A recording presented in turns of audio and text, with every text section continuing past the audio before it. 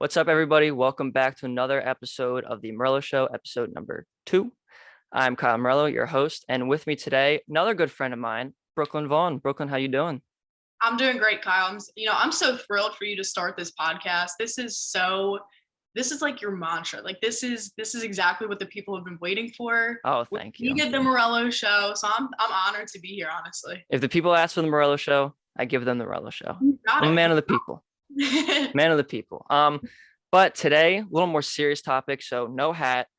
Keep that over there. We are going to be talking about women in the sports media industry and media in general.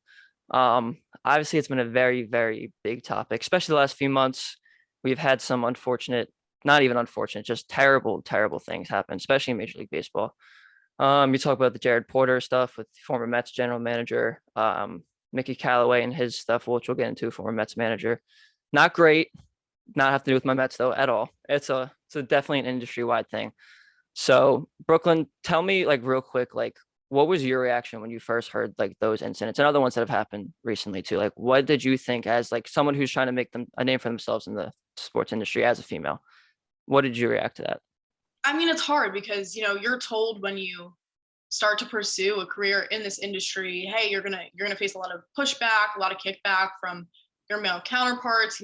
Thick skin, toughen up, and just get out there and do what you can. But I think what's most disheartening for me is that it's not so much, discriminatory remarks anymore or just crude comments. Like these are sexual harassment, just totally grave things that you never want to deal with as a woman. And women unfortunately deal with it in every industry, but really in this industry in particular, when you're just trying to do your job and it's already hard enough to do that, just to be faced with, the unfortunate guys who are out there who are, partaking in these really awful situations and not really recognizing their behavior and how detrimental it can be to women like myself who are just kind of pioneering into this industry. It is growing. It is a growing, trend to see more women entering the sports industry slowly but surely. But like I said, it's just the aspect of these scandals that are breaking. It's just like it's a whole other level of like concern for myself, and I know for a lot of my women friends who are also on the same journey that I am.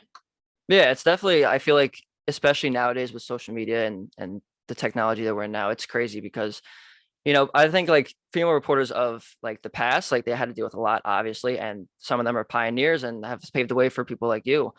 But especially in the 21st century, and even in the last 10 years with Twitter and Instagram, like people think like, oh, if she's interviewing me, maybe she's into me or something, or like if she works for me, like blah blah blah. Like I just think it's terribly wrong. Especially like you said, like we've made so much progress.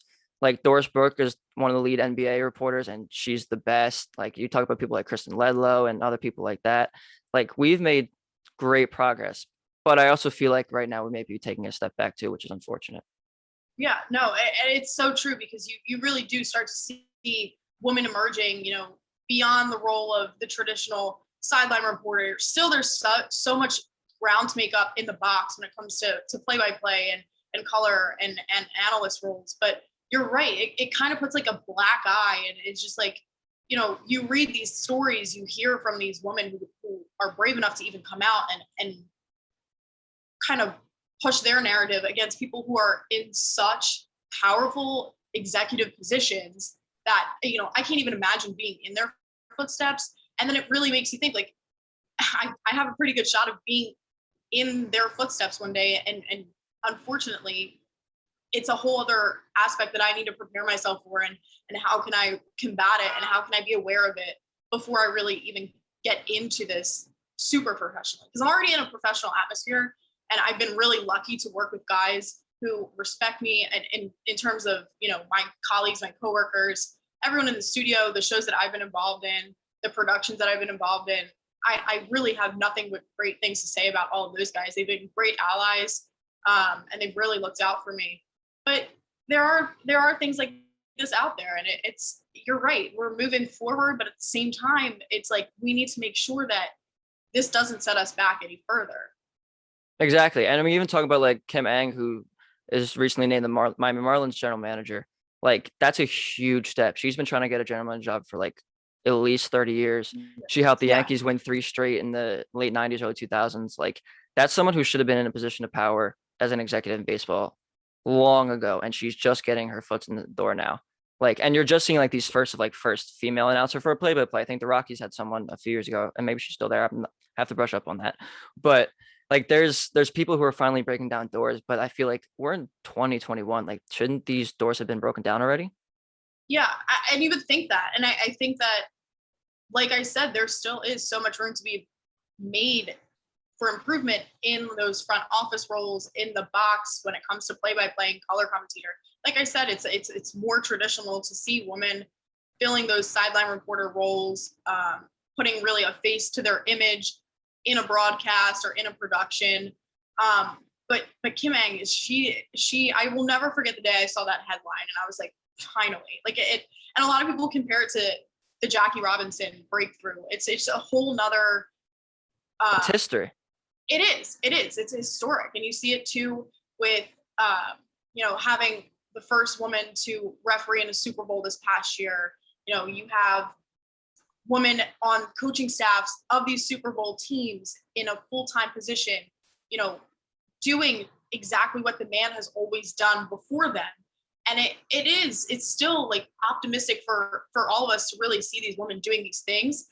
And I've been fortunate enough to have role models myself that, aren't on a super big stage yet, but they're making their way there. And it's really like, I have so many friends who have already made their mark in this industry where I can call them up and I can be like, hey, I need advice for this and this and this. And that's just something that I've come across a lot in this industry is like, once you make connections with these other women, it is like having a million best friends across the country. Like, I've been fortunate enough to be able to reach out to women sports reporters, anchors, correspondents, literally on the West Coast, North, South, Midwest, everywhere. And it's just it's never been more of a universal, like, just respect. And just, I feel like everyone I come across in this industry is so, excited to keep making history and to keep doing this over and over again, so that eventually these headlines aren't like shell shocking, like, hey, look at this, like, can you believe this? This is crazy. This is so exciting. So happy for her. And it's more so like you of course you deserve it. Like, you've been doing this for years. And it is unfortunate that it took him long enough to get that role. But at the same time, like, she has opened up a door for so many other organizations to follow suit. Exactly. And you were talking about like making connections and stuff with like people all over the country. And then you were talking about like, oh, like, you got that job, congrats. Like, that's normalized in like obviously the male aspect of the industry too, but just even a lot of industries. But like, I don't understand, like, that shouldn't be an issue now. Like I said before, like, it's 2021. If you were to get like the Fox, like, LA sports reporter job or anchor job, and I text you like, oh my God, this is groundbreaking, like, that shouldn't happen. I should be like, yo, B, congrats. Like, you did it. And I know you could do it. Like, that's what we need to look forward to. And it's like, I don't know, it's bothered me all along, but we move on. Well, we don't move on, but you know what I mean? I think something that like is interesting that you just mentioned is, it's kind of like that territory where, do you acknowledge, like, hey, you're a woman in sports covering football. You never played a down of football in your life, other than I play flag football. Oh my God, flag football. I can't even talk. Sick brag. Sick brag, not to brag. But I think you look at it and it's like, do you kind of acknowledge that they bring a different perspective to this as a woman? Or do you just kind of integrate and say, I think that it goes both ways. You need to acknowledge that, hey, they are a woman, they bring a new perspective to this. But at the same time, we're not like a foreign, like, we're not an alien. Like, we watch the same sports that every guy does growing up.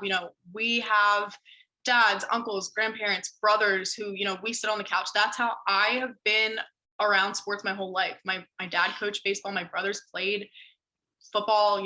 I was a cheerleader. I was on the sidelines for every game. I was watching these games and learning the sport as I grew up. And yeah, I never put on pads. I never suited up. I never, I did play softball, basketball, soccer, but it's kind of a tricky conversation to say, do we acknowledge, like, hey, you haven't really played the sport. Do you really understand it?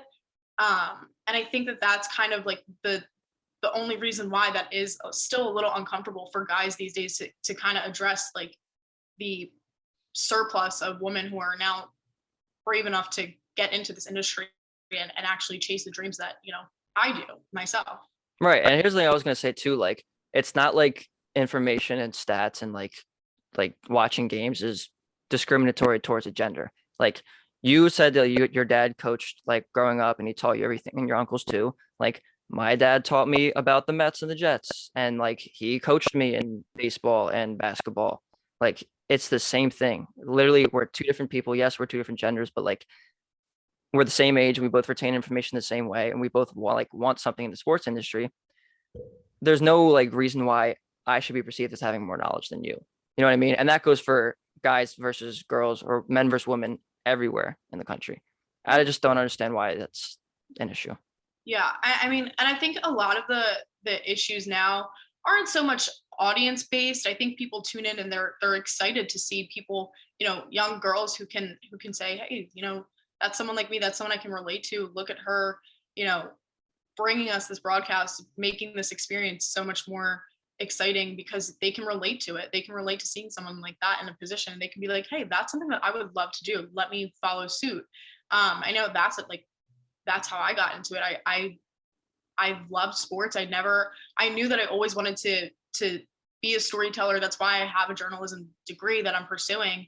But then when I kind of, ended my cheerleading career and I was missing game day like crazy, and I got asked to cover a football game, and I went to the press box and I was like, why not? Why can't I just jump right into this and go full speed ahead and pursue a career of two things that I love more than anything?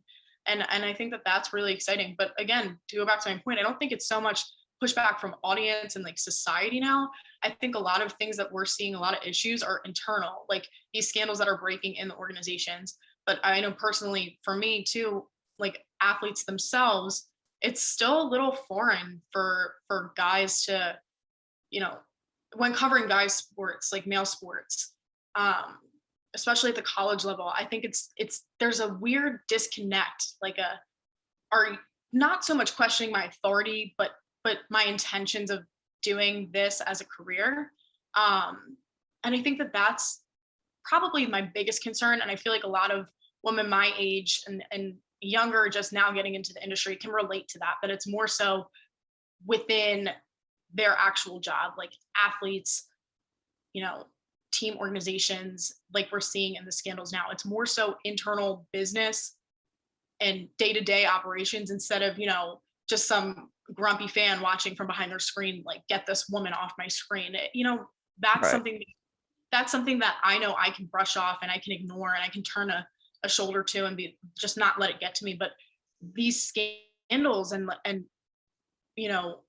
that whole, like I said at the beginning, the magnitude of the issues that these women are now facing when it comes to sexual harassment and soliciting photos and just inappropriate relationships, that is such an added layer of concern for myself, and I know a lot of other women in Yeah. my shoes. Yeah, no, I mean, I guess what I was gonna say now is, obviously men are the large issue of the problem when it comes to this stuff. Like you just mentioned, people in position of power and whatnot. How can we as men like help tackle this problem? Because obviously women, you guys stick together and that's great. Like, and you've made a lot of strides as you mentioned before, but the problem won't get fixed until it's like rooted internally and it starts with the men. So like how would you say we can help fix that? Yeah, I love this question because it's not something that you have to force yourself to literally ask, what can I do? Because until then, you really don't know. You really just have to just be aware. I guess is just make sure you know if you're a guy and you're watching this and you're an athlete or you come in contact with a woman in sports media, lay off of the pesky like questions, just trying to like determine your authority over them and push that more than them and just have to be like that alpha male type when it comes to like a typical sports fan, like a super fan who, lives, breathes, sleeps, eats sports, whether it's, any sport really. But I think speaking more to the athlete, I know I'm in college. I know I cover college sports every day. And no matter what sport, really, I think just what needs to be done is more so on the athlete basis is just knowing your boundaries and knowing when it's appropriate to, you know, let me just say, like, it is so easy to really like run a storyline and talk to these athletes day in and day out and get to know them, you know, off the field, off the court, off the pitch, whatever it may be, but still at the same time have to maintain that professional relationship instead of, you know, it's fine to be friends. It's fine to be able to go down the road and hit them back up and be like, hey, remember that awesome story we did? Let me follow up with you. What's going on now? Instead of really having a relationship where I know that this has happened to me where I'm like, I don't want to reach out to them again because after I've worked with them, they've crossed a line. They've been weird to just be to be blunt with you. They've said weird remarks. It's just because we wrap up the interview and the cameras turn off and the story is published and it's gaining traction and that was great. Everything was great. I was able to tell my story, tell their story through my medium. Just because that's over doesn't mean it's okay to totally ignore everything that I've done in a professional aspect and like blow off that professionalism and cross a line that makes me feel uncomfortable. You know, like if I wrap up an interview with you and we don't talk for a couple weeks and then you ask me on a date or you know, ask me to hang out, it's like That's weird. It is weird. And I know It's I'm so not weird. who deals with that. I know like other girls I host these shows with are like, yeah, like I did this interview with him and now he won't stop, you know, messaging me and it's not even related to the topic that we even covered. And it's like, I get it that we're at that age where we are younger and we're kind of on the same platform. Like we're very relatable. We're all college students. And we're covering Right. college athletes. So we're on campus together and we have mutual friends. But at the same time, I just want to be respected for my work. And I know that that's what a lot of women like myself are dealing with too at this age is it's like, I get it. I'm young. You may or may not find me attractive, but just because we had that, you know, interaction, it was professional. I'm here to do a job. I'm here to do a job. Please don't disrespect that. So, I mean, not so much what can you do, Kyle, but college athletes and really young athletes who do encounter these women day in and day out who are just trying to do their job, just respect that and don't cross that line. And you know, there's nothing wrong with being friends with a reporter or a member of the media, and this goes for men and women as well. Like there's nothing wrong with that. It's great to maintain a really nice relationship with someone who you know you can count on if you need a story done and you need to, you know, go back to, you know, I build so many great connections with athletes here, so many. And it really just kind of nullifies the few odd encounters I've had. But, you know, there's nothing wrong with that. And that's what I hope for everyone I do a story on is to just be like, hey, I hope you trusted me to tell your story. And I hope that we can maintain that, you know, connection moving forward. It's a connection. It's not opening a door for anything more. And I think that that's really the struggles that you see these women who are now coming forward about their relationships is they weren't able to push back in that situation because the magnitude of it, because it's hard. If it's hard for me to do on a level with someone who is my age, imagine that woman in that position who is being asked for nude photos, for inappropriate content from a guy who is 2 times her age, infinitely wealthy and holds a really, really powerful position. It's Right. like, Like with the Jared Porter stuff, like he sent yeah, 62 messages unsolicitedly, some of them with explicit photos to the one female reporter who quit working in baseball because of him. Like yeah, that's insane. it really is. And that's what I'm saying is I feel like the narrative needs to shift is it's not so much, hey, you know, they're pushing back on females because they don't know what they're talking about. We do. There are women who have come before me and who have trailblazed this industry and are the most respected figures on ESPN, CBS Sports, Fox Sports. You know, I can't even name, I would ramble for a whole minute just listing the people the woman who I've looked up to watching now as I'm trying to make my way into this career. But you're so right. It's discouraging because it's not that, you know, petty stuff anymore. It's real issues. These are real issues and they happen everywhere in society, but to have them happen in this industry is just alarming. it really is alarming because there's so much money and there's so much power in sports that it's hard to really make your voice even heard. Yeah, I mean, it's sports in itself can be dirty sometimes, as you know, especially in college sports. And like this stuff like that, where you have a power grab, like I just mentioned with the Jared Porter stuff, Mickey Callaway sending unsolicited photos to reporters. Like those are two people who are one, older, and two, in a position of power. Like, and they try to use their position of power to like either force themselves or like whatever. And it's terrible. Like it's awful, awful, awful. And I'm so sorry that like women like you and everybody else had to deal with that stuff. Not saying you dealt with that bad stuff, but like you like people in that position have dealt with that. Like it's terrible. And from a guy's perspective, like there's some weird, weird dudes out there. Like if you get the name Dick Pick Mick in your industry, like you're not doing something right. You're not doing, and you're just it's making people uncomfortable, and it's setting, like you said, like the industry back, and it's a shame. Yeah, it's a black eye.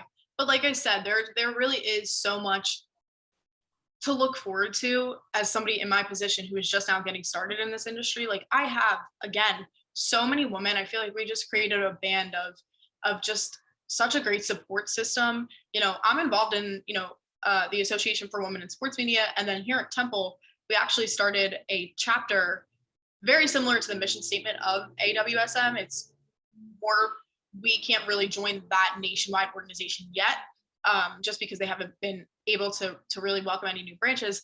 But we have a fully functioning student org that has made me change my entire perspective of actually jumping into this industry. It's called the Sports Media Society for Women. We started it with 4 members, a little over probably about 2 years ago at this point.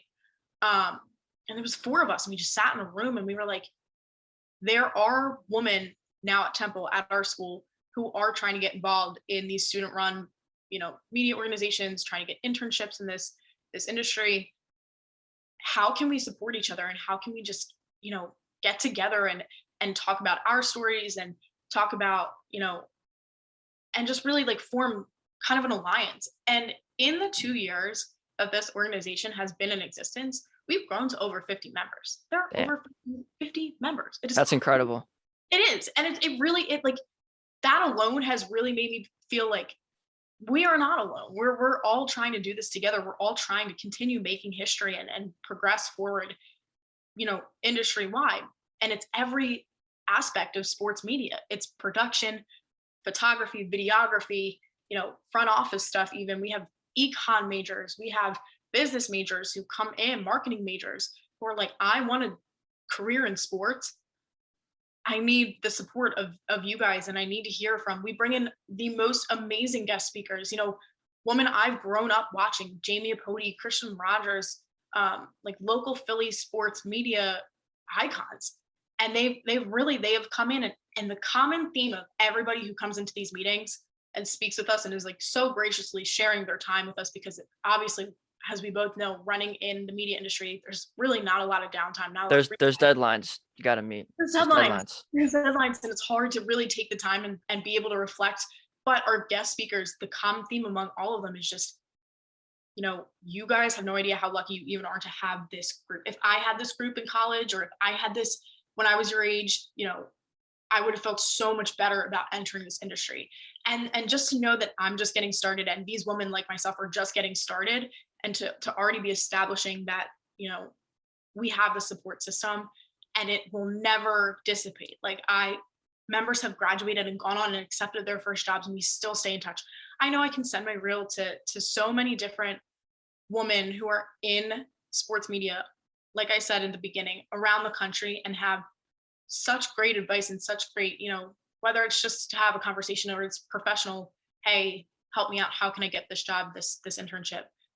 But yeah, that organization has definitely changed my entire perspective of being able to actually do this. That's awesome. I mean, it's great that you guys are making those connections, and like you said, the support system is insane. And correct me if I'm wrong, but Aaron Steffi was one of the people who helped start that, right?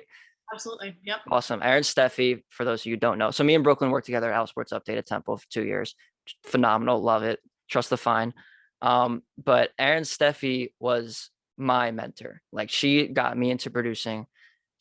My first semester was her last semester. Well, my first semester producing was her last semester at school. So she mentored me, and fellas, like, women can know sports. Like, that is a thing. She is phenomenal. She taught me everything I know about sports producing. And like, don't be afraid to like connect with females in the industry and like have female mentors. Like, it's really not a problem. They know just as much as we do, if not more. So But and something that you mentioned with Erin is her, not even her knowledge, her leadership. And you know, Erin, incredible. her size, her demeanor, she's the sweetest thing, but she is a force. I've never seen anybody, and I know you know this too, I've never seen anybody hold down a control room like that woman. I've never seen anything like it. She's returned to Temple. Crazy, because like she seems like so soft spoken at first, like when you're talking to her in a normal setting, but you get in that control room, and she is in command, and you know it. Yes, and it's amazing to see that and to be like, wow, I want to be Erin Steffi. And I know, you know, I want to be Erin Steffi. we all, Honestly, Erin, I can't wait for you to listen to this. I know. I hope she does. So excited. But to see her vision for this, this is her brainchild, is the student org. To see her vision and really, you know, sit down with her and see how passionate she is about propelling all of our success. You know, she did this when she was a senior. She said, hey, I'm leaving. I know my time at Temple is coming to an end, but when I leave, I want you all to stick together. That was really like what glued us all together.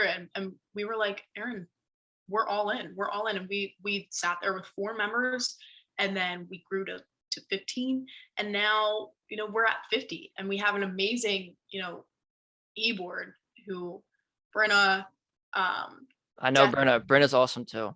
They're all fantastic. Yeah. And we're all in different aspects, which is really another cool thing, is you get to see so many perspectives from somebody who's in videography, somebody who's on camera, somebody who is a director, producer. But Erin and this brainchild of a student org has been infinitely, like, it really has, like I said, there are times where not even just reading these articles and recognizing how much it's going to really take for me to be able to pursue this career. But, you know, I think it's just another added aspect of like, I am supported. There are so many women who want to do this too. Like, sooner or later, and I know this for a fact, in my lifetime, the wall is going to be broken down. And I think sooner rather than later too. I agree. And I think it will be normal for us to tune in and hear a woman's voice doing play-by-play and seeing women represented in so many different capacities in sports media. And it's something that I look forward to. And I think it's something that I can be excited about at this point, instead of being really discouraged and turned away by all these horrible things that have happened in the past year. Because just as much of the bad is also enormous good. Like we talked about with seeing women refereeing in major Super Bowl capacity with coaching staff who have many females on the team, like in their team organization, in their front office, on their coaching staff. I think it's first female referee for the NBA All-Star game too this year. Absolutely. And I think it's becoming more common where they are just trailblazing and just giving us so much hope at this younger start of our career, where I really do, Kyle. I think that in the next few years, this is going to be second nature. And it's so exciting for someone like myself to be able to know that I'm going to be okay, and I'm going to be able to do what I love. And so many other women are going to be able to do what they love, because society's changing, things are changing, and it's for the best, is that we create a more inclusive society for all of the women everywhere. But in this industry especially, it's just something that's never really been seen before. So it really is cool. And we can sit here and we can talk about the bad, but you have to realize how many women are now coming before us and making all of this possible. And it's just like it's an exciting time. I'm optimistic. I'm excited. You know, COVID bearing for everything. It is 2021 after all. It's raining on our parade. But as somebody who is leaving college within the next year and is really looking ahead to getting a job in this industry, like, I've never felt more excited about knowing that I am doing what I love and that I'm able to do that because of the woman who came before me. Exactly. I mean, the writing is on the wall for the inclusivity to be at where it should be in 2021, to be where it is in the future. And I know you want to be like on like college football, NFL, not NFL, ESPN, you're not just going to be like a host. You're not just going to be a sideline reporter. You're going to be on that desk. I don't know if Lee Corso will still be there by then. Kirk, though, we'll see. Hopefully, I mean, he's the best, but you'll be up there right there. And I know there's a lot of people who we both know at Temple and beyond Temple who will be right up there with you. And it's going to be exciting to see. I want you guys to keep breaking down these barriers that shouldn't be there in the first place, but we both know they are. Let's keep it real. And don't take shit from anybody. And you know that. Nobody. And I think just, I don't know, like there's just so much like optimism around it right now that you have to look past COVID. You have to realize life is going to go back to somewhat what we were familiar with. I know it's COVID is changing a lot of the way live sports are consumed. There is a lot of different streaming, mediums that people can tune into, but it at the same time, it's opening a lot of doors. Once things pass, I'll be able to get a job in the industry, and I'll be able to be surrounded by these women who came before me. And that's so exciting to think about. But at the same time, and I want to talk a little bit, I know you want to talk about this too. Now we're seeing not even women in sports media, but women in sports, athletes, these NCAA women who are competing in their championship tournament. And they can't get the same weight room as the men. They get this little inky dinky little weight rack, while the men get this full fledged. They got a ton of space. I think I have a better setup in my own basement than these women who probably are on their biggest stage in their athletic career. They are literally on their biggest stage, and they can't even get nearly as much allocated towards the same needs that the men need, to keep working out and to keep, moving during their off time in this tournament. And they think yoga mats and a rack of barbells is enough. Right. Even their like goodie bags, they just said like women's March Madness, or like they get like these little things, and the men get these huge like goodie bags. Well, I saw a joke on Twitter and it was cracking me up. And it was like, we can't even get equality in puzzles.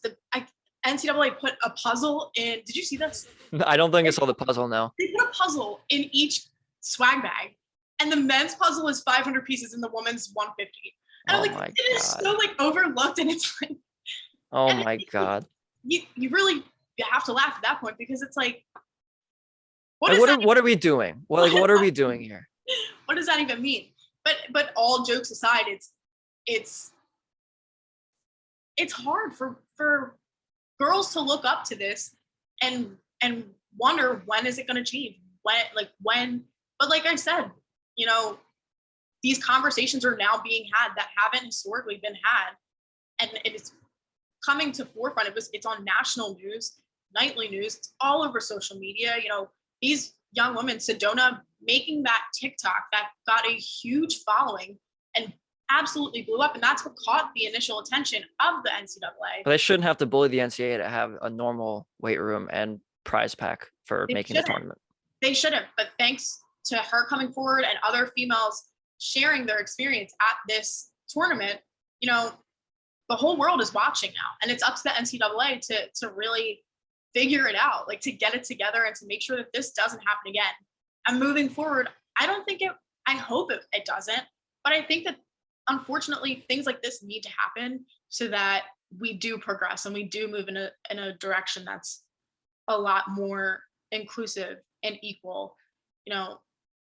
That's what I have to think of, is unfortunately this had to happen, but it gained so much attention, and so many people are angry or disappointed that they've never been more supported ever.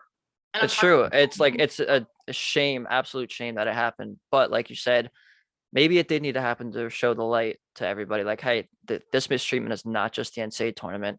It shouldn't happen on the world's biggest stage, like you said, but it's not just the NCAA tournament. This happens all the time. Every college program, professional sports. I mean, talk about WNBA, like their whole movement with like trying to get more fans involved, and Kobe Bryant was a big part of that. Rest in peace. Like, fellas, it is okay to watch women's basketball. Like, they are good. Yes, not all of them will be able to dunk. It's still basketball. Like, they're still very good. Like, Paige Beckers is killing it at the NCAA tournament. Talk about all that WNBA stars. Like, Sabrina Ionescu is one of my favorite players. Like, she's amazing. She's amazing. Yeah. And she got drafted to the New York Liberty, and I'm a New York sports fan, so let's go there. You I know, know, I Morello. know, I know, New York born, but Philly raised. So I like my New York sports teams, but I digress. Like, it's just people like to hate on women's sports just for the fun of it. Like, you see all the people in the comments on Twitter and Instagram, like they post something, like if Bleacher Report posts something about Ionescu, right? You'll see all those comments. Oh, like get back in the kitchen, get back in the kitchen. Like, first of all, who raised you? Second of all, like, it's not cool. They can probably beat you one-on-one.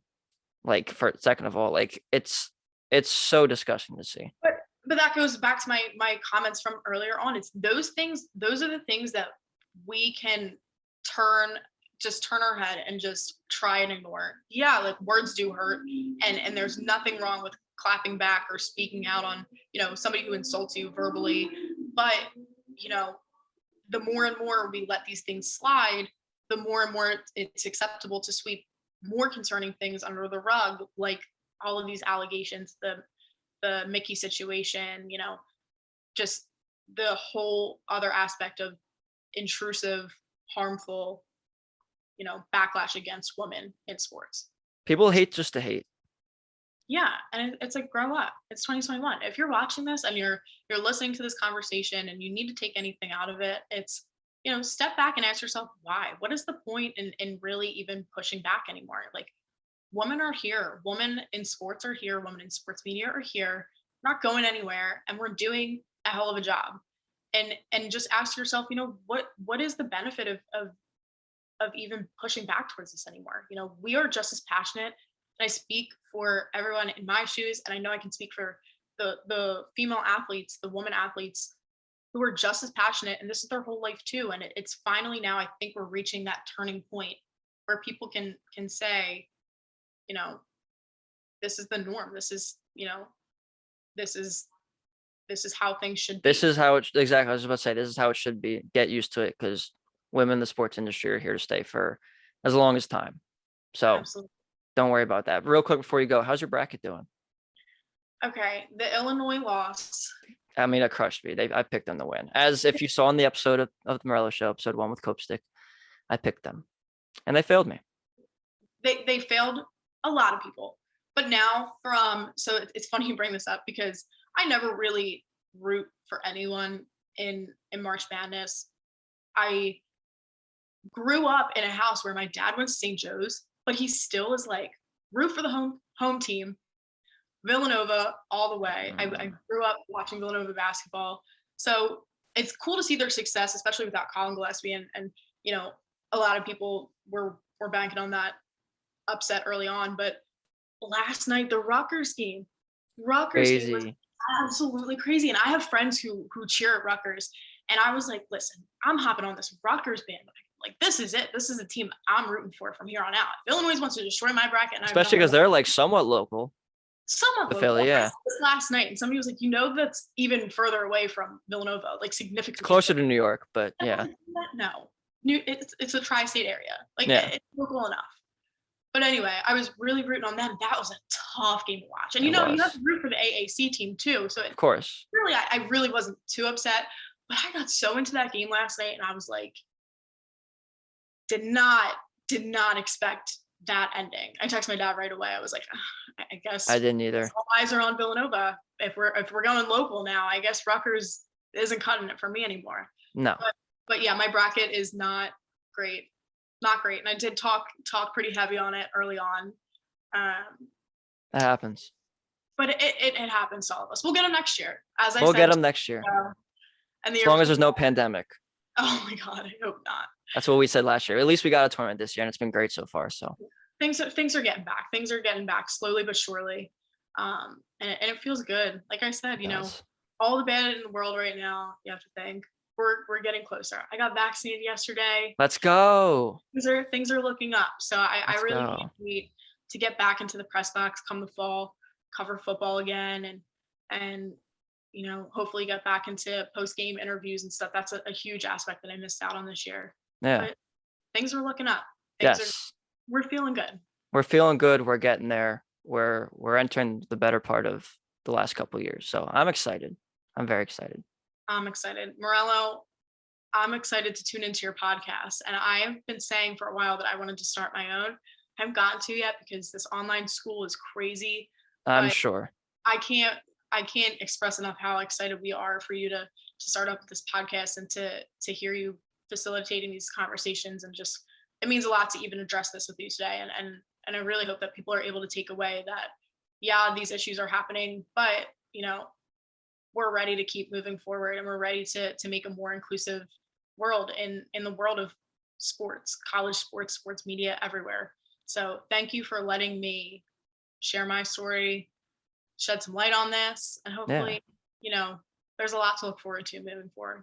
No, I appreciate you saying that. And it was great having you on. I know you have had some experiences with this and you're very big in sports media and you're going to be even bigger in a few years. So it was definitely great having you on. I appreciate you as always. Brooklyn, thank you so, so much.